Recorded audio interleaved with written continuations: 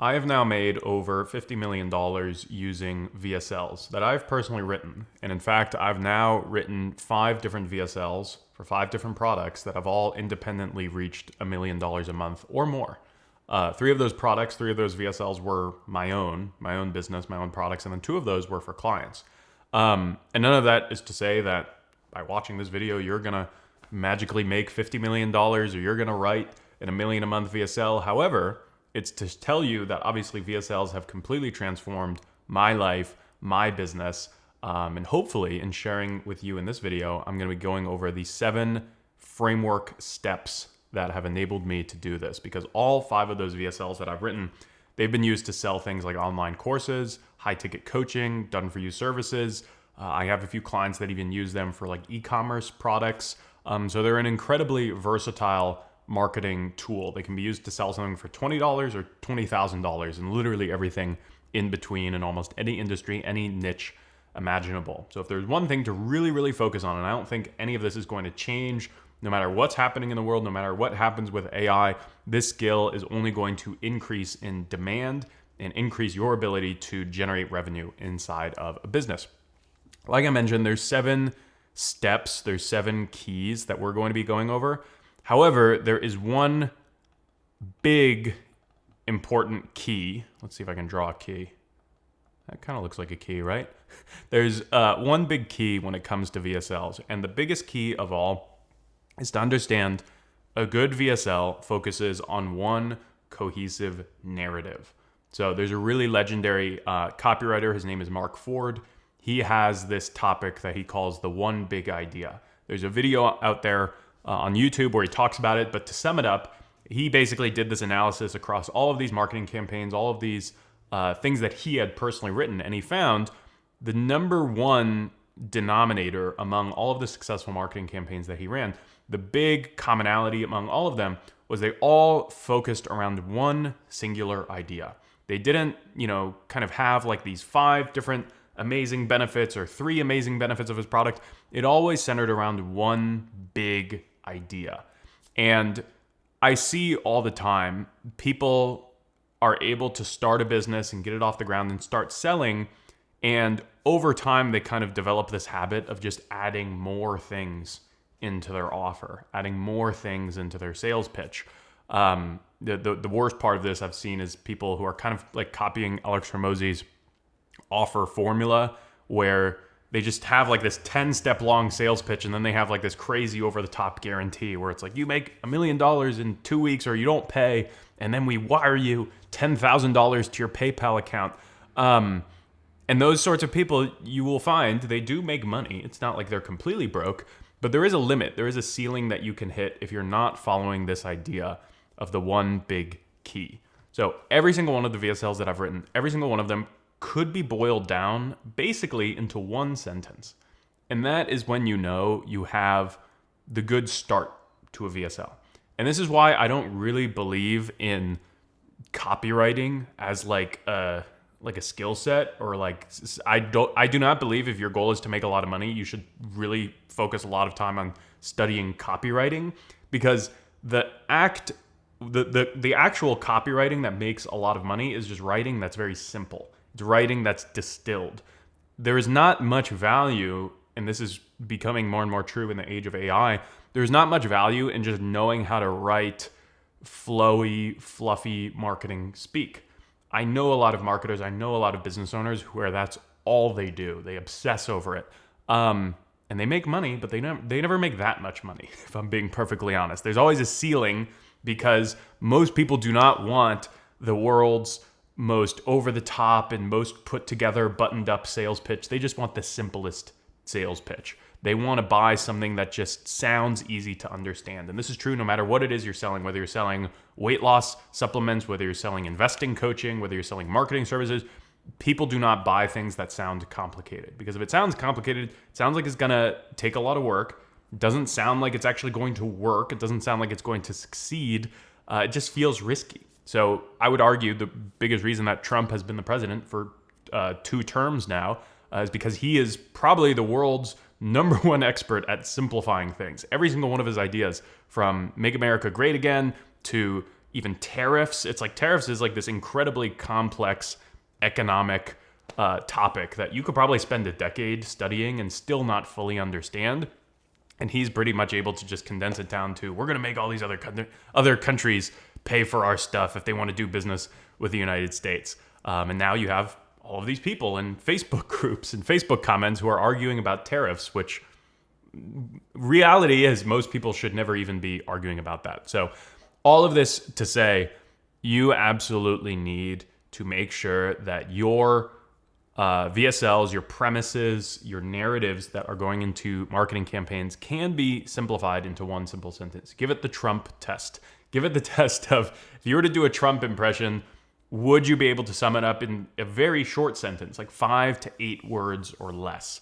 And is that one sentence compelling? You will know that you do not have the narrative or the message fully distilled down if you have this really long run-on sentence with a ton of commas and you're like, and we also do this, and we also have that is not a good offer. That's not going to be a good VSL. A good VSL is 5 words. Here's what we do. This is the premise of it, essentially. So that is by far the number one thing that is going to impact how well a VSL performs, how much money it generates, how well people respond to it. Is it centered around one big idea, or is it built around like 3 to 5 kind of smaller ideas? That's just the nature of how people usually respond to copywriting. So that, above all else, is the most important. Let's go into these 7 keys. So we have 3, 4, 5, 6, 7. The first key, and this is going to be sequentially in order, the framework, the skeleton, the table of contents of how I write a VSL. The first thing, and perhaps the most important thing, is the hook or the angle, depending on what you want to call it. The angle is just the idea, basically, that is being presented in the first, 60 seconds of someone watching a VSL. Going along with what I just mentioned, where it is extremely important that the VSL overall follows one idea, one narrative, one cohesive theme. That should be immediately presented to someone in the first 10 seconds. Because in the age of social media that we live in, people are bombarded. I think the statistic now is like 10,000 ads every single day. So as special and unique as you probably believe your business or your product is, I guarantee the people watching your stuff do not think that way. At least not yet, because they don't know you yet. They haven't had the chance to build a relationship with you yet. And that's where the hook and the angle is so... That was a terrible star. That is where the hook and the angle is so important. It is the thing that is ultimately going to hook them in to watch the entire rest of the VSL. So what makes a good angle? Well, a good angle, as you can imagine, is something that someone probably hasn't heard before. If you are the 5th lawyer telling them that you can help them get a settlement in a cash offer, or if you're the 5th tax attorney that claims that you can help them minimize their taxes, or if you're the 10th marketing agency that says you've cracked the code, the secret formula to Facebook ads, and you can make your clients tons of money, even as you embellish and make those claims bigger and bigger and bigger, it still is not inherently new. It's still not inherently unique. The number one thing that people nowadays respond to across any vertical, any dimension, is always just truly something that is new. How different is this from all of the other things that are out there nowadays? It is a million times better for you to be different than your competitors than it is necessarily for you to be better than your competitors. Because let's use the tax attorney as an example. Let's say you don't know anything about taxes. I don't know anything about taxes.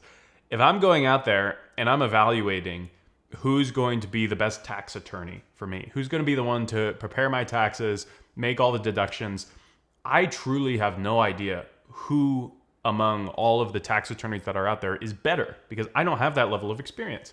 I can look at their testimonials, I can read their marketing copy, I can listen to their sales pitch, but truly I am kind of flying blind. So what happens is, for most people, unless you're getting like a warm introduction, a warm referral, most people make a decision on the big things that matter in their life, not purely from a logical perspective. They largely do it from an emotional standpoint.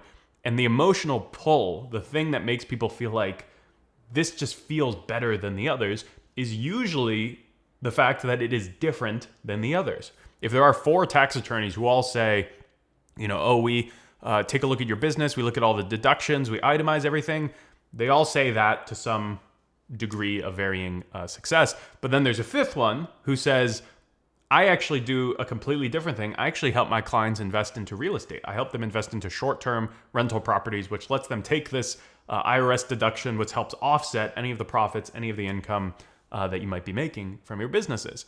Now, I'm at least going to pay attention to this person because he's saying something to me that I've truly never heard of before. And I could go on. This could be a whole other separate video. And I honestly do have like an hour-long masterclass that goes deep into angles. It gives you live examples of angles. If that is of interest, comment the word angle down below, or just say you want that angle training. I'd be happy to send it over. But the most important thing above all else, truly one of the things that has made me most of my money, is just being able to look at an industry, to look at a niche, look at a competitive landscape, and just figure out, how do I say something that is different than all these other people? How do you zig when others zag? And that is kind of common sense, conventional wisdom. But the mistake I see so many people make is they'll see a competitor saying, we're gonna make you $1 million on your Facebook ads. And they think, oh, I'm gonna be different. I'm gonna say I'm gonna make them $1.5 million or $2 million, or I'm gonna make you 500,000 profit. And it's like, that's like a 20% difference. Like, that's not really a complete 180 from everything that every one of these other competitors is saying. To truly stand out in the social media era where people see 10,000 advertisements every single day, you need to be 180 degrees, completely different, opposite direction from everyone else. Even if it doesn't feel more compelling to you, the number one way to get ignored, to make sure that your VSL has a huge drop-off right here, is to make an angle, to make a hook that any one of your competitors could be saying. If you have let's say 5 different competitors and you have a hook, and all 5 of those people could just copy, paste, take what you're saying, and it would make sense in their business, you don't really have a strong hook. You don't really have a strong angle. You need something that truly is one of one, unique to you. And again, I could go into extreme detail on this. I'll probably do another video on this channel about that. But the masterclass that I have already that you can comment for free access, that's probably one of the easiest ways to get started with. So the whole goal, like I mentioned before, of the hook, the angle, is to retain someone's interest, to make sure that if you're paying for traffic on like Facebook ads, YouTube ads, whatever, we're going to make use of that click. We don't want to lose people in the first 10, 15 seconds for some stupid reason, even though we've already paid to get them to this landing page in the first place. So that's the whole goal of the hook, the angle. The second step, what we immediately follow up after the hook or the angle, which is like the first 30 to 60 seconds, the next minute and a half of a typical VSL that I'll write is including what I call big proof. So what I also see a lot of people doing and kind of beating into the ground is using their own success stories, their own testimonials, and basically just people that they know as proof that this works. So if you're coaching people how to invest in the stock market, for example, and you're a stock trader yourself, and let's say you've had a very successful career, you've made millions and millions of dollars, to a certain degree, that does not matter anymore in the landscape that we are in. Because if you know anything about stock trading, that nameless person that I just described, you could probably think of 10 people on Instagram right now who fit that description of like, oh, a guy who was broke and then he became a millionaire stock trader. That story is not unique and it's not compelling anymore. Also, if you're, let's say, millionaire stock trader who now teaches your students, it is not that compelling either to say, oh, I've taught 10 people, 50 people, 100 people how to quit their jobs, make a full-time income day trading, whatever. Yes, those things are important. People do want to know that you do have success stories. However, in the competitive landscape that we are in today, that alone is not enough to stand out. So as a result of that, you should not be leaning on that too much. What I prefer to lean on, and the thing that I see so many business owners, marketers just skipping over, and it's one of the easiest things that you can do, because you can truly do it for any offer, no matter what stage of business. You can literally start a brand new business tomorrow and use this, is this concept of big proof. Big proof is using third-party well-recognized institutions or individuals who would be well-known in an industry as people who are reinforcing the narrative or the argument or the message, the one big key that you are talking about. So as an example, I know this because I actually have worked with quite a few investing coaches, trading coaches. Let's say that your way of trading stocks is not by doing what many day traders do, which is trading every single day by hand. Like, you are not someone that opens up the charts, looks at the stock market, and takes individual trades every single day. Instead, you're someone who, using AI and different softwares, you've developed an algorithm that actually enables the computer to pick investments and trade without you.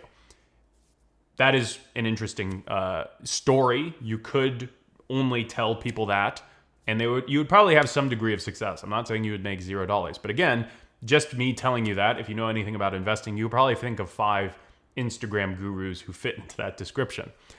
The one thing that would be really interesting if I was a viewer, the thing that would actually prove to me that, maybe this is real, maybe I should pay attention to this, is if I mention some other big name firm, institution, or individual that has done the same thing that I have. Not to say that this person is a student of mine or a follower of mine, but just to prove there's other people out there who are a lot smarter, they're a lot more educated than I might be, who are doing this as well. So in the example of investing, there's a firm called Renaissance Technologies, which historically has had a better return than even Warren Buffett's Berkshire Hathaway. So a lot of people talk about Warren Buffett being the greatest investor of all time. That is true. He's one of the greatest value investors. However, Renaissance Technologies is objectively a better rate of return, a better percentage. And one of the only reasons Warren Buffett technically has made more money is because he's been around longer. He's had more years investing in the stock market.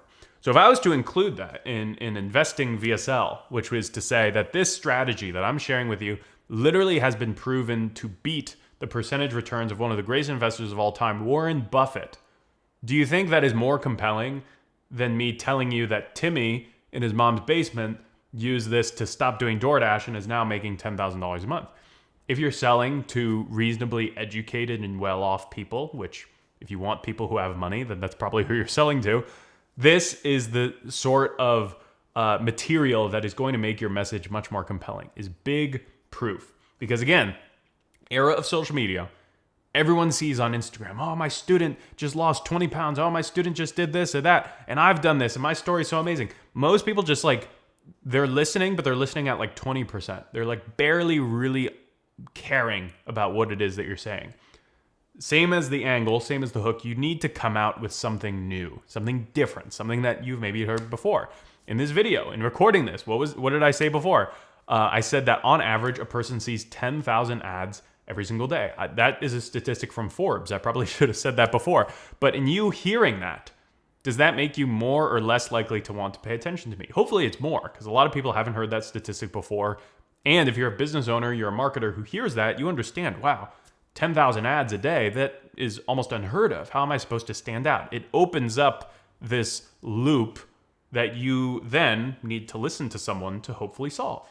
I'm presenting you with a problem, and now you want to figure out what is that solution. So there's so many ads on social media nowadays. What is the solution? How do I stand out amongst all the noise?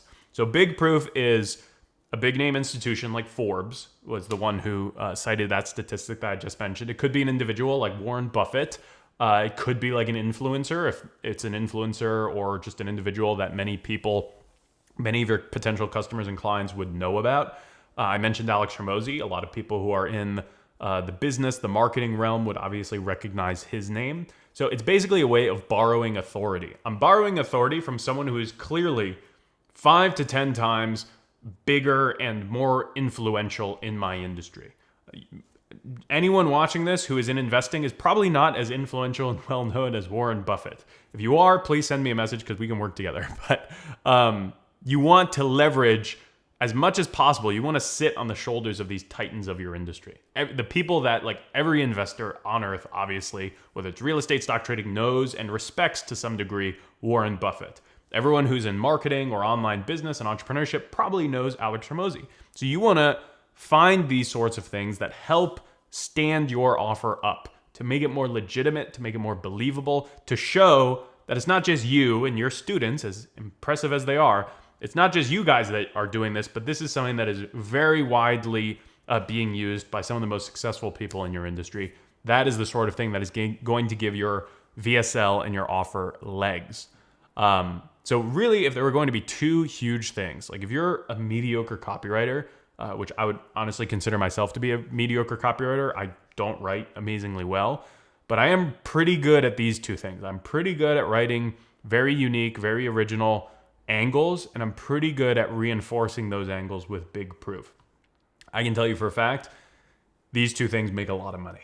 I have never sold something before. I've not made any of my money really selling something completely new. I've just found new ways to market things that people have not heard of before. That is truly one of the most valuable skills that you can have in business, in marketing, and honestly in life, because it's something that you can take with you everywhere.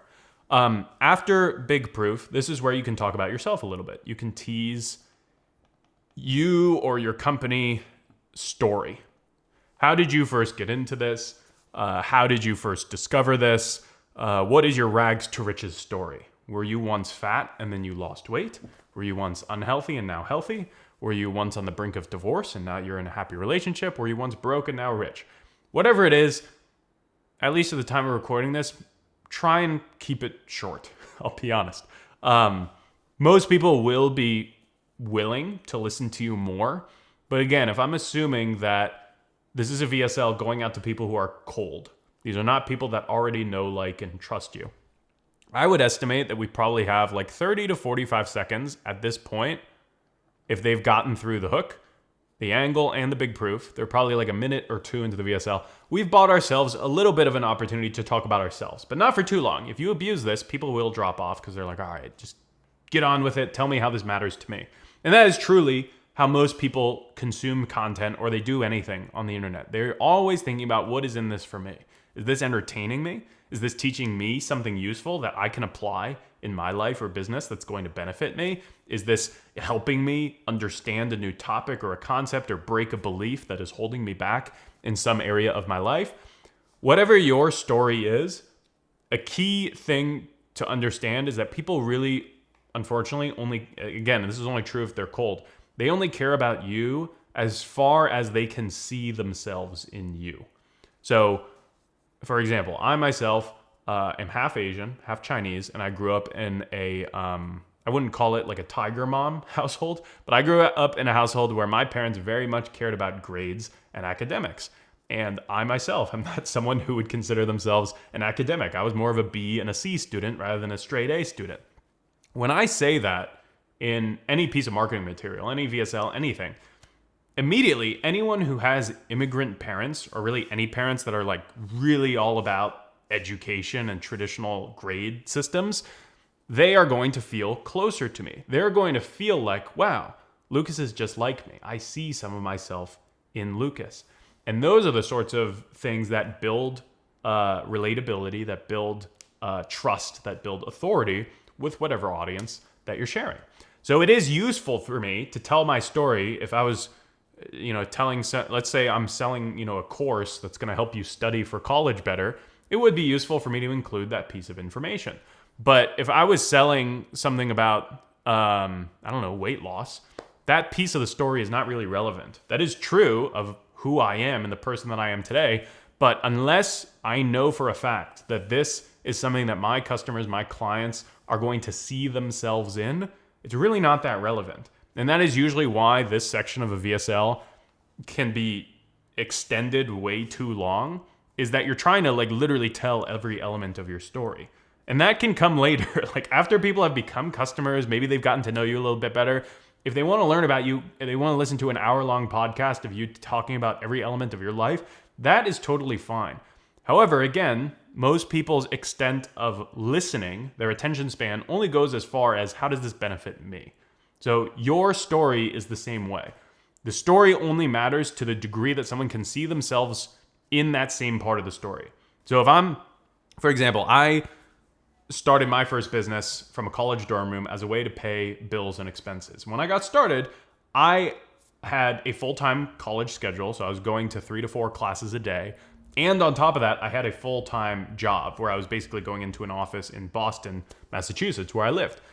A lot of people can relate to that. A lot of people can relate to, in the early stages of a side hustle or a business, they have a lot of other stuff going on in their life. Maybe they didn't live in Boston, Massachusetts. Maybe they weren't also going to school, but a lot of people can relate to having a very packed calendar. So that is an important element for me to share with people, to share with them that, hey, I got started doing this when I was super busy, I was super maxed out, but still I was actually able to eventually go full-time with the business. That is a useful piece of advice. And if you're really ironing down your story to just those aspects, it should not be taking more than 30 to 45 seconds. If you're going any longer than that, there's probably elements of the story that you're kind of just telling to feel good about yourself. And there's nothing wrong with that. I have definitely done that in this video, and I'll probably continue to do it in many others. However, you really want to, if you're writing something, you really want to police the writing to make sure that the story that is being shared truly only captures the elements that are relevant to the potential customers and clients. We are now maybe 3.5 minutes into the VSL. And again, it doesn't really matter what the end is. As you can imagine, the last step is the call to action. I'm going to spend the least amount of time. How do I erase this? I'm going to spend the least amount of time in this video talking about the call to action, because if you do all 6 of the first steps correctly, you do not need to have a really aggressive, over-the-top call to action.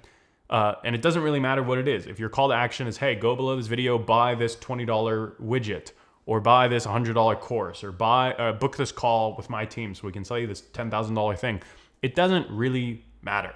The 6 steps in before it are all going to be the same. And the length, the overall amount of time that the VSL runs for is largely just going to be based around the topic that you're writing about. I would say most VSLs I write are usually between like 15 and 35 minutes, somewhere around there. So after this first 3 steps, we're at about like 3.5 minutes.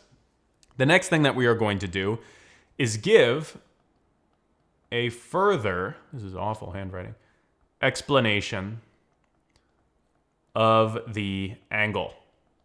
I don't know if anyone can read this, so I hope you're listening. What brought them into this VSL? What brought them to this page in the first place? We now want to explain further. Usually this is going to be, I would argue, probably the hardest part, and it's probably going to be about 2 to 3 minutes. This is where people decide, by and large, whether they're going to spend money with you. The first 3 steps are largely just holding their attention, getting them to listen to you for some length of time. It's basically just for this step, for them to actually listen to your explanation of what you're talking about with an open mind. And this is the part where we basically need to prove what was the one big thing that we're talking about. What was the narrative? You know, if you imagine you're a lawyer in a courtroom, you're trying to make a case for your client. Why should my client be considered innocent? Why should the judge not put him in prison? That is the 2 to 3 minute segment that we have coming up now. And this is obviously going to depend on what you're selling, who you're selling it to, etc.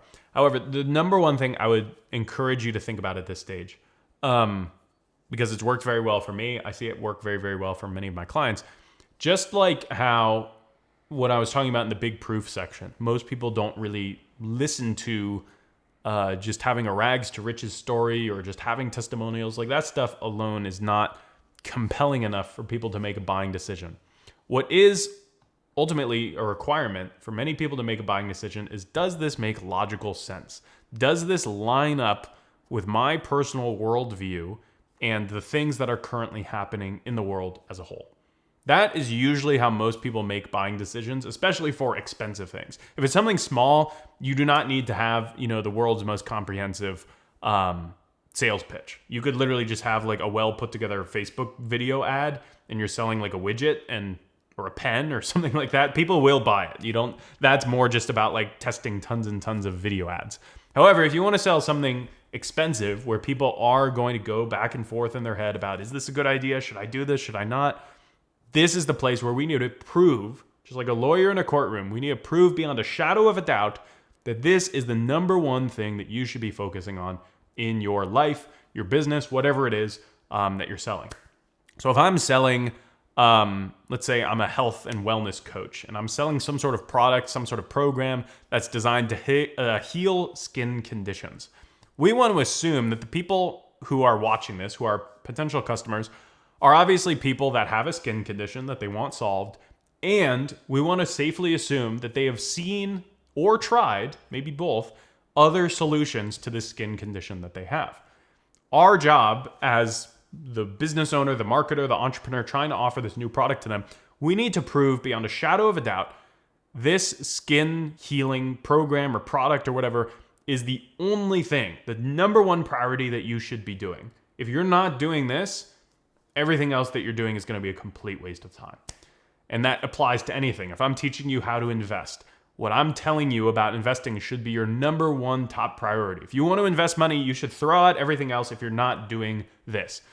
If you're doing marketing, if you're running Facebook ads, if you're teaching guys how to stop themselves and save their marriage from a divorce, we need to prove beyond a shadow of a doubt that this thing is the number one priority. So to use the skin condition program as an example, we can obviously use more proof. We could use scientific studies. We could use news articles that prove that this eucalyptus plant from the Amazon jungle is the number one way that people heal this skin condition. I'm making all of this up. This is just marketing hyperbole and for example purposes. But let's say that your product, your whatever that you're selling to heal people's skin condition does use some magical eucalyptus plant. I need to prove to someone, I can't just say, oh, I put this eucalyptus plant on me and it worked for me. I need to prove to them that like, no, this is like a real scientifically backed, medically researched plant that actually outperforms all of these pharmaceutical drugs, all of these other things that a doctor is going to prescribe you. This thing is the only thing you need to put on your skin, and I promise you it's going to fix everything. That is the level of certainty someone is looking for. And yes, there are outliers. You know, any scientific study does not ever have an 100% success rate. But for someone to feel confident, they need to see these elements of proof.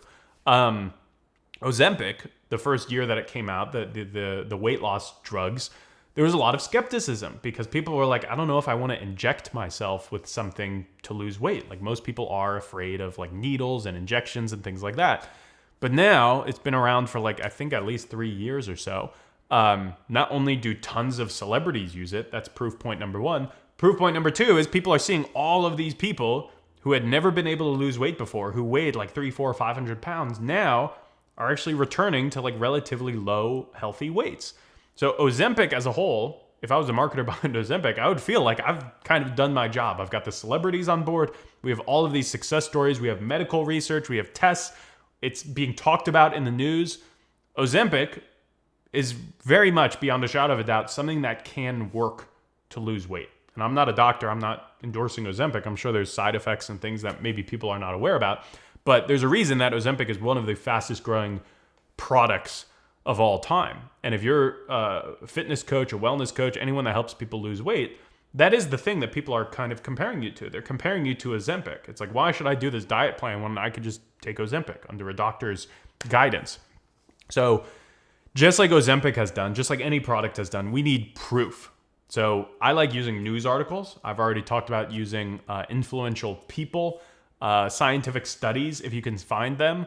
Statista is a really great website where they have really well put together graphs and statistics that show certain data sets. So I'm in marketing, I'm in business. I like to show examples of how much growth there has been on a platform. For example, I used to have a program that taught people how to advertise on YouTube. And guess what I used? I used a ton of statistics, a ton of studies about how YouTube was this really massive growing platform. I had this screenshot of a CNBC article that said YouTube was the only social media platform that actually grew and added more users during the pandemic. If you don't believe me, look it up because it blew my mind when I heard it. And that is the sort of proof, that is the sort of explanation that if a business owner hears it, they're like, huh, I'd never thought about this, but maybe I should be marketing my business on YouTube rather than Instagram or TikTok or anything like that. So they might not even hear anything about Lucas and Lucas's clients' results in advertising on YouTube. But if you hear that, you're probably going to be slightly more likely, if not significantly more likely,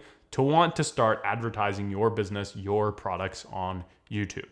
So inside of a VSL, This is, like I said, the most important part when it comes to influencing a buying decision. If we build up enough proof here, someone is going to feel confident, even if you don't have the world's most impressive sales pitch, even if you don't have the world's most Shakespearean copywriting abilities. They are going to be willing and able to potentially invest, to potentially put down some element of money for an offer, a product, or service. So again, the first 3 sections are really just about attention, getting people to pay attention. And here is where we're actually going to cash in on that attention, so to speak. We're going to turn that attention into actual motivation. We're actually going to get people to want to consider spending money on whatever it is that we're going to be offering them later. The last 2 sections, so like I said, I'm not even going to go that deep into a CTA because it doesn't need to be that complex. You tell people why they should buy what you're buying. You tell them what's included. You include some sort of guarantee, some sort of de-risking. There's many books, including Alex Hormozi's $100 million offers. If you want to make a great offer, make a great CTA, please do that.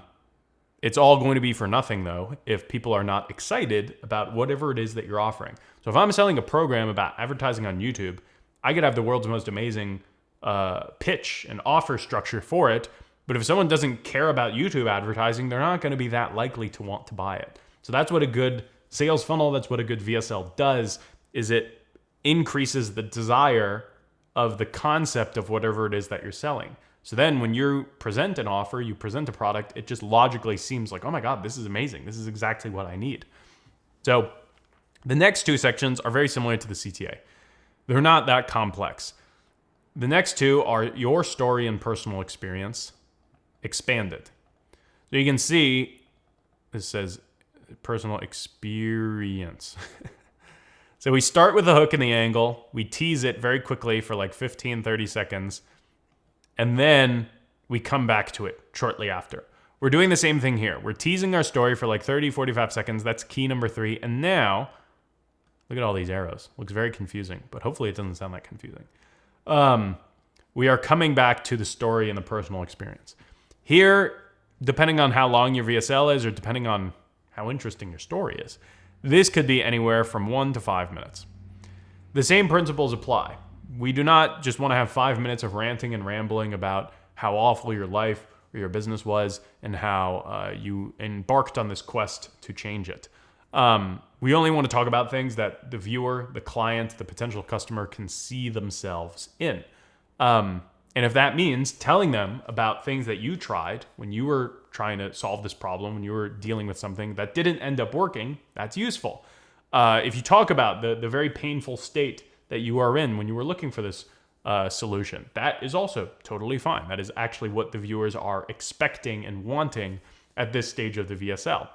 Because really, beyond just talking about things that people care about, the things that people can see themselves in, if what we did here in the explanation of the angle is the logical cell, we are now in the place of the emotional cell. We are now in the place of talking about why emotionally this impacted you and why emotionally you're even recording this video. You're even talking inside of this VSL to share this solution, this offer with the audience.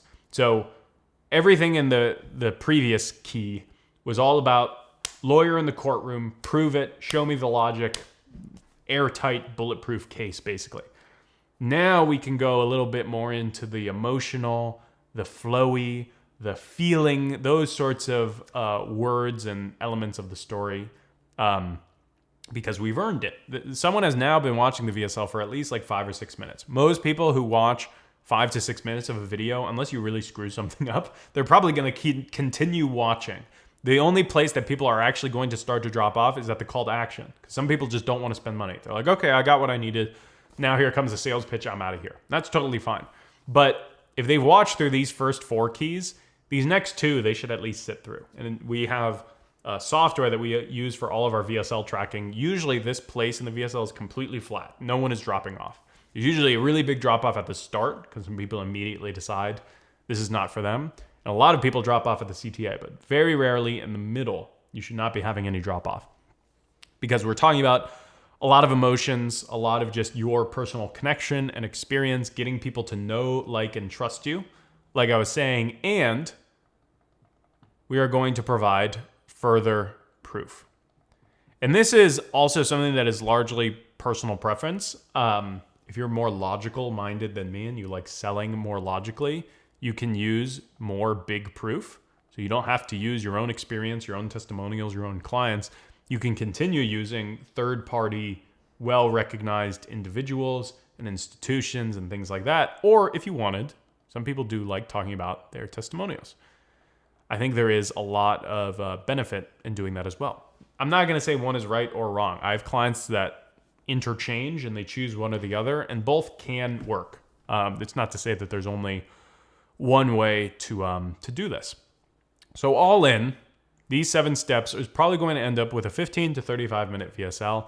Yeah, hopefully this was helpful. I feel like my pacing is all off inside of this video. So if there are any questions, any things that I left open-ended, please leave them down in the comments. But yeah, if you took everything away from me, every skill, every piece of knowledge that I've acquired, except for my ability to write really great VSLs, I would still be extremely successful. I'll tell you that. The number one skill you can have is being able to write a really killer VSL. Hiring out other aspects of marketing and many other aspects of running a business are a lot easier than doing this. There are not many people that can truly write incredible home run VSLs. So that's why I'm obviously very passionate about it. It's done very well for me. It's helped me a lot in my business career. Hopefully it can be helpful for you as well.